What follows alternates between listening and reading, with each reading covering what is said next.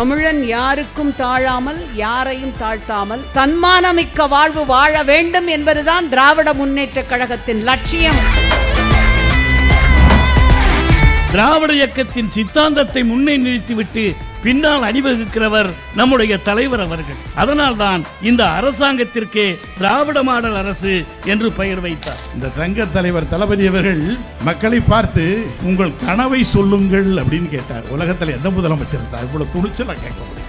தலைவர் சொன்னாரு, வெல்வோம் 200 படைப்போம் வரலாறுன்னார். சொல்லிட்டதுக்கு அப்புறம் அவர் சும்மா இல்ல, உங்களுடன் ஸ்டாலின் 10,000 முகாம் நடத்தி இன்னைக்கு 1,82,000 பேருக்கு OAP திண்டிவனத்திலிருந்து கொடுத்திருக்கிறார்.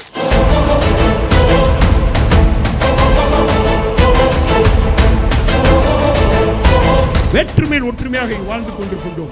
இந்த இடத்துல நமக்குள் பிளவுகளை ஏற்பட்டு அந்த பிளவின் மூலம் இன்றைய தினம் ரத்தத்தை குடிக்கின்ற ஓனாயாகத்தான் பிஜேபி இன்றைய தினம் வளம் வந்து கொண்டிருக்கிறது. அண்ணன் தம்பியா இருக்கக்கூடிய சூழ்நிலையை பிரித்து ஒரு கலவர சூழ்நிலையை உருவாக்கி இந்துக்கள் என்று பொய்யான வாதத்தை கட்டமைத்து அதன் மூலமாக தொடர்ந்து ஆட்சிக்கு வர வேண்டும் என்று கருதுகின்ற மோடி அரசை தூக்கி எறிய வேண்டியது நமக்கு கடமை. எத்தனையோ இன்னல்கள், துன்பங்கள், துயரங்கள் அத்தனையும் தாங்கி நின்று வளர்ந்த கழகம் திராவிட முன்னேற்ற கழகம் என்பதை யாராலும் மறக்க முடியாது. இது இளைஞர்களுக்கான ஆட்சி, மகளிருக்கான ஆட்சி. 100% விழுக்காடு அல்ல, கொஞ்சம் பேர் மாத்தி ஓட்டு போடலாம். 50 லட்சம் இளைஞர்கள் திராவிட முன்னேற்ற கழகத்தின் பக்கம் நிற்கிறார்கள் என்பதை யாரும் மறுக்க முடியாது. நம்முடைய இன, நில, மொழி உரிமை எப்பொழுதும் பாதுகாக்கப்பட வேண்டும் என்றால் அவர் அடுத்த முறை மட்டுமல்ல எப்பொழுதும் தமிழ்நாட்டின் அரியணையில் முதலமைச்சராக அமர வேண்டும்.